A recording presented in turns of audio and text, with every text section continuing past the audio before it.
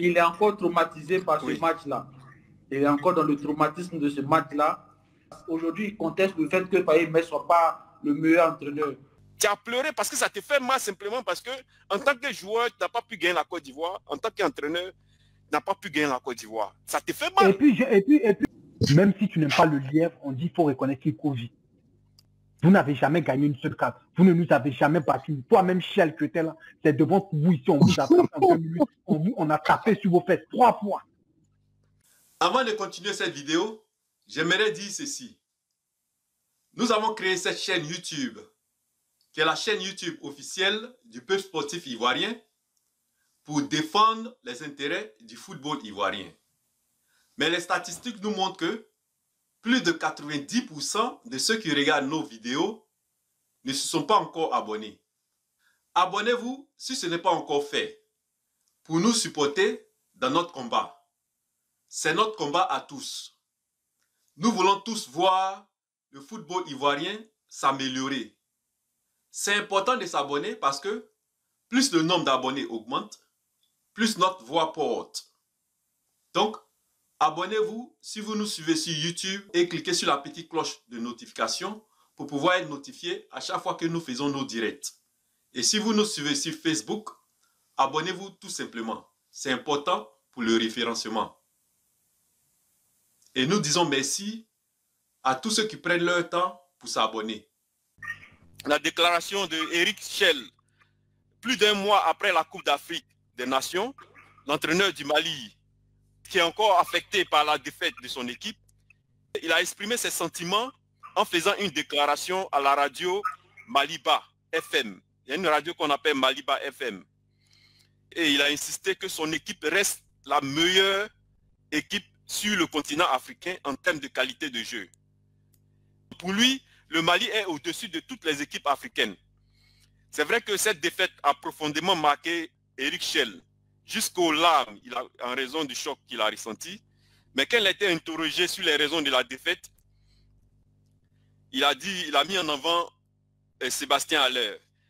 Il dit depuis un moment, les équipes, quand elles jouent contre nous, c'est-à-dire il parle de l'équipe nationale du Mali, si elles veulent jouer au ballon sur le plan de la possession et de la qualité technique, elles n'existent pas.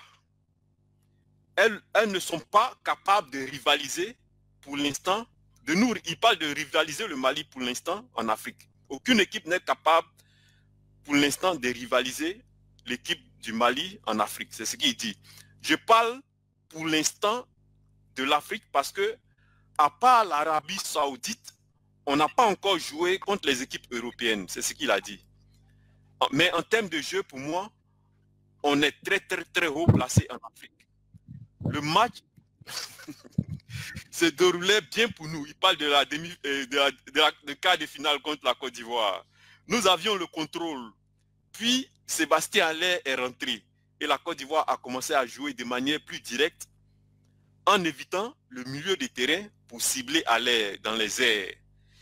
Si vous regardez le jeu, vous verrez que la présence de Haller n'a pas seulement attiré 2 de nos défenseurs, mais a aussi forcé notre bloc à reculer, nous mettant en difficulté dans les duels aériens.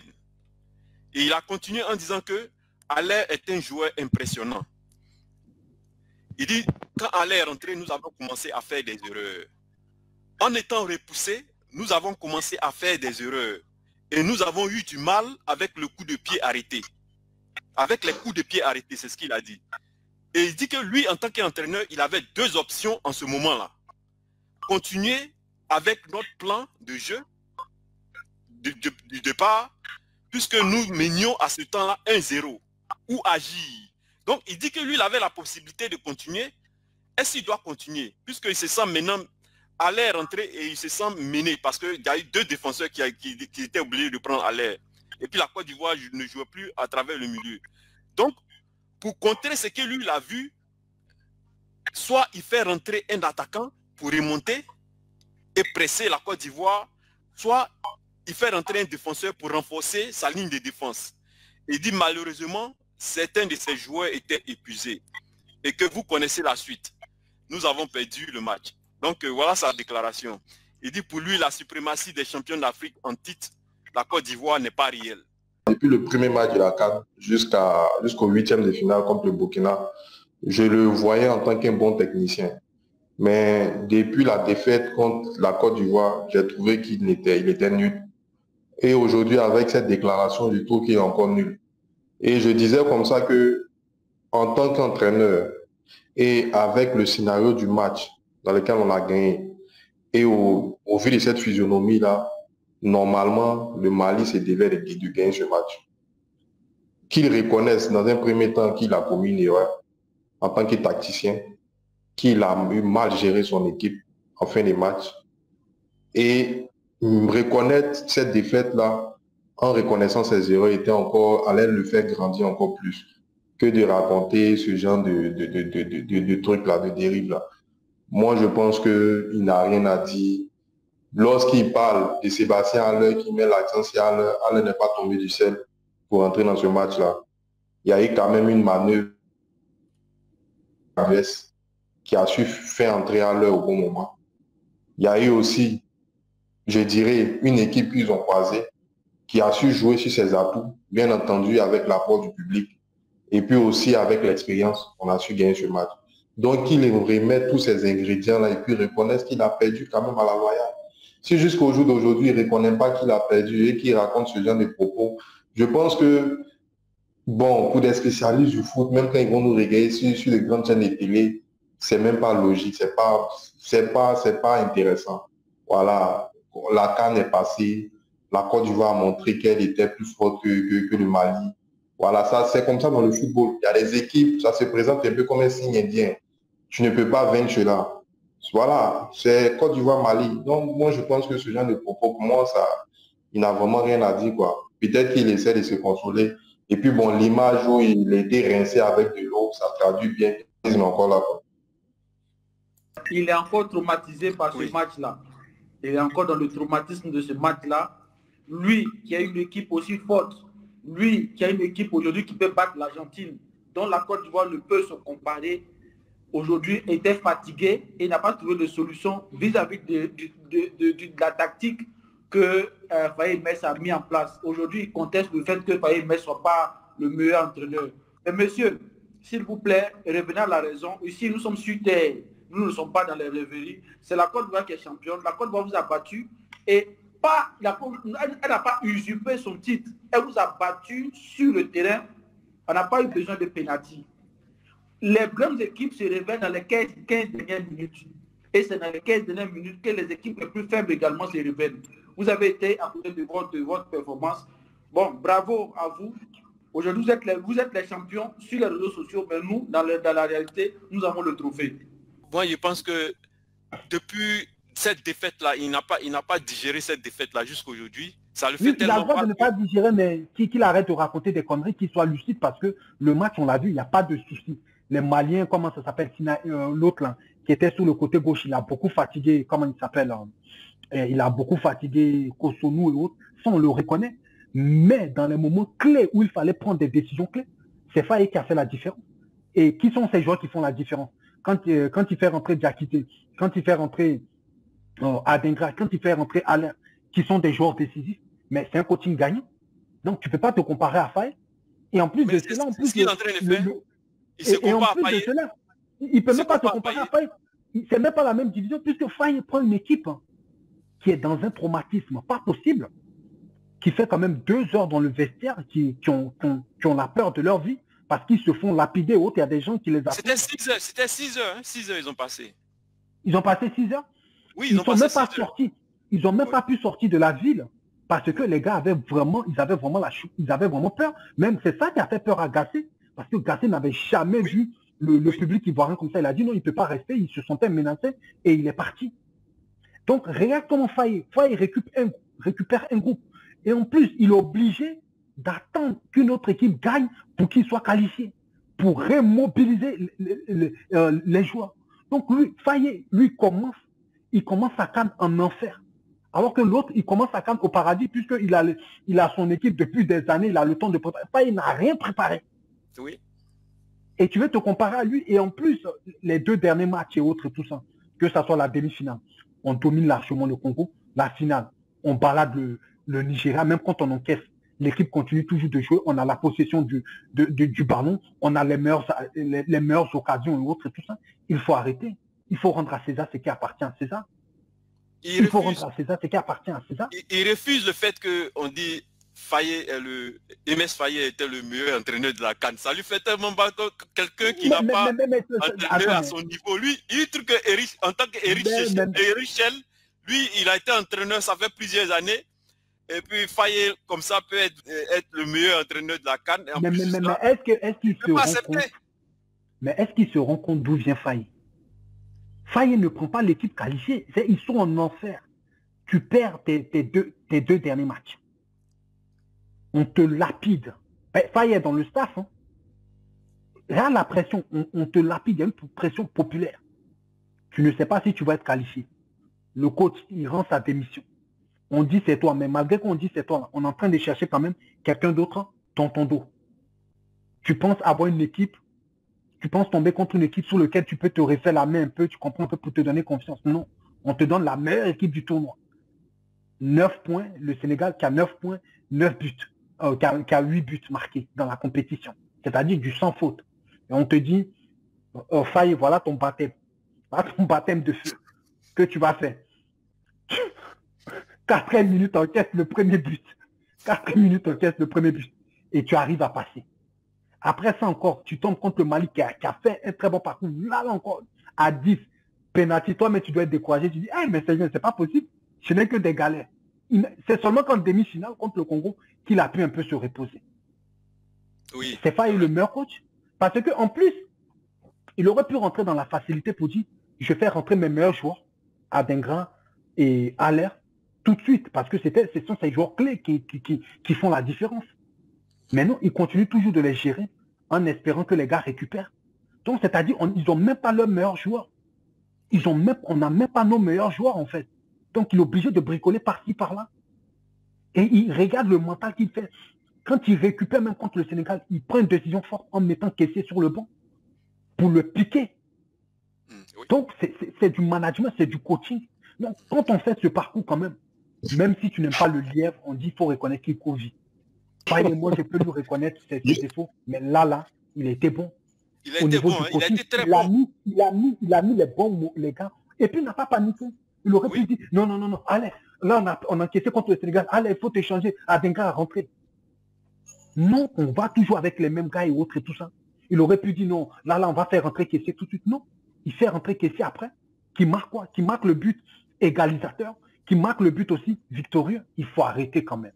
Je sais que les gens aiment bien parler parce qu'il y a des Ivoiriens qui aiment les discours inutiles. Moi, il y a des gens avec qui je ne parle pas. Il y a des peuples avec qui je ne parle pas. Ceux-là, c'est une perte de temps. Vous n'avez jamais gagné une seule carte. Vous ne nous avez jamais battus. Toi-même, Chiel, que tu es là, c'est devant vous ici, on vous a tapé en 2 minutes. On a tapé sur vos fesses 3 fois. Même Kanouté, quand on donne le ballon d'or à Kanouté, regarde la honte. Le ballon d'or là, c'est parce que Drogba jouait. Le ballon d'or, c'est Drogba jouait. Drogba ne pouvait pas se rendre.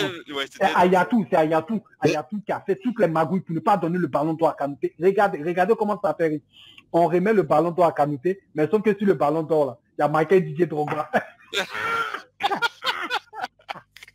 Attends, j'ai trouvé la photo. Le ballon d'or était pour Didier Drogba. C'était vraiment une honte, man. Parce que Didier Drogba a un match. Il faut reporter la cérémonie. Vraiment, c'était une honte, hein. C'était vraiment une honte. Non, man. Non, mais moi personnellement, je pense que cette déclaration-là, il refuse carrément la suprématie des MS Faye pour dire que le Mali était la meilleure équipe durant ce match-là. Ils avaient tout pour gagner ce match-là. Ils avaient un pénalty qu'ils ont raté. Ils menaient 1-0. On avait un joueur en moins. Et tu perds ce match-là. Je pense que tu dois être assez grand. Généralement même, tu dois dire la meilleure équipe nous a gagné. C'est comme ça que tu dois dire. Et tu dois accepter les erreurs que tu as fait. Tu as fait un choix. Il dit qu'il avait le choix entre faire rentrer un attaquant pour essayer de mettre la pression sur nos défenseurs ou renforcer sa défense. Donc si tu as fait ton choix que ça n'a pas marché, je pense qu'il a fait son meilleur choix. Son meilleur choix qu'il a fait et puis il a perdu. Il a fait son meilleur choix, ça n'a pas marché. Même quand c'est comme ça en tant qu'entraîneur, Quand tu assumes là, ça te permet d'apprendre de tes erreurs dans le futur. Mais il ne faut pas venir t'asseoir et puis tu as dit à tes joueurs que vous êtes meilleurs que la Côte d'Ivoire, que non, c'est une équipe qui vaut rien, qui a gagné la Coupe d'Afrique, que vous êtes meilleurs. C'est parce que tu trouves des excuses. Tu as pleuré parce que ça te fait mal simplement parce que en tant que joueur, tu n'as pas pu gagner la Côte d'Ivoire. En tant qu'entraîneur, tu n'as pas pu gagner la Côte d'Ivoire. Ça te fait mal. Et puis, je me pose même la question, mais pourquoi il a ce... C'est pas lui qui a dit que quand il sera sélectionneur du Mali, la Côte d'Ivoire sera un objectif. J'ai dit, voilà, quelqu'un qui n'est même pas ambitieux. Il n'est pas ambitieux. C'est pas de gagner des titres, hein, c'est de battre la Côte d'Ivoire. Franchement. Mais excusez-moi, je pense que moi, j'aurais été lui, normalement, après une telle déconvenue comme ça, là, c'était quand même de faire le bilan et puis d'essayer de se concentrer sur les nouveaux objectifs de la sélection. Mais quand il fait ce genre de propos, voilà, de se remettre en question, quels sont les joueurs qui peut-être peuvent rentrer dans son nouveau système de jeu, en termes de perspectives sur les compétitions, est-ce possible de remporter même la CAN en se préparant mieux, tous ces trucs-là, c'est Mea Culpa, il devait faire, mais il ne le fait pas. Et puis bon, quand il se pointe sur la Côte d'Ivoire, je pense que, pour ma part, je pense que c'est un faux entraîneur. Peut-être qu'au contraire, la fédération doit peut-être trouver mieux ailleurs. Et puis voilà, un entraîneur qui va se concentrer sur les objectifs de la sélection malienne. Et puis encore, je me dis que le deuxième point, je ne sais pas s'il se trompe, mais ils ont battu le Nigeria en amical. Si je ne me trompe pas. Oui, c'est donc la configuration du match amical et puis celle de la Coupe d'Afrique est quasiment différente. Bon, si on s'appuie sur un match amical pour avoir un jugement comme Eric Chel le fait là, là encore, je me demande, est-ce qu'il a où il a eu ses diplômes? Parce que là, au moins, je pense que c'est les choses basiques. Hein. Il ne doit pas se baser sur ce genre de trucs. Donc, vraiment, qui se revoit. Voilà. C'est après le match amical qu'il allait à la radio et puis il a fait cette déclaration. Sûrement le match amical qu'il a gagné le Nigeria 2-0. Voilà. Parce qu'il est fort que la Côte d'Ivoire. Mais s'il appréhende les choses comme ça, je pense que c'est un faux coach. Parce que je me dis qu'avec les diplômes d'entraîneur, là, on n'a même pas besoin d'être entraîneur pour faire ce genre d'analyse-là. Les matchs amicaux n'ont rien à voir de la Coupe d'Afrique. Non. Voilà, il fait ce qu'on appelle du populisme. Parce que, non, je pense que, mine de rien, quand même, c'est un gars qui est quand même assez intelligent pour en arriver là où il est arrivé, autre, tout ça. Il fait du populisme. Il va dans le sens du peuple. Tu comprends un peu, non? Voilà, il va dans le sens du peuple, comme je t'ai parlé de cette guerre qu'il y a et autres et tout ça, de manière politique. Donc, il va dans le sens du peuple. Sinon tu sais que la prochaine CAN, c'est dans quelques mois, c'est loin. C'est pas oui, tu dois te concentrer sur ça. Que de venir parler de la Côte d'Ivoire. Oui, il y a Coupe du Monde 2026 qui est encore plus important que la CAN. Donc, si les qualifications, il est dans un groupe qui doit essayer de se qualifier pour la prochaine Coupe du Monde. Ça serait un exploit pour le Mali. Je ne pense pas que le Mali a déjà joué une Coupe du Monde, ou bien? Non. Ils ont pas. Donc, ça serait un exploit pour le Mali s'il ne peut pas gagner la prochaine CAN au Maroc. Donc, je pense qu'on va finir sur ce point-là. On va dire merci à Big Z, merci à Niali, et merci à Herbert, merci à tous ceux qui nous ont suivis dans le chat, Théo, Coco et les autres, Arnold. Je ne sais pas si Big Z a un dernier mot à dire. Et puis, non, en tout cas, comment ça s'appelle? Merci à tout le monde pour votre participation dans le chat et autres. Merci de liker, de partager massivement et autres et tout ça. Comme d'habitude, partagez, likez et abonnez-vous. Et on se revoit dans le prochain direct.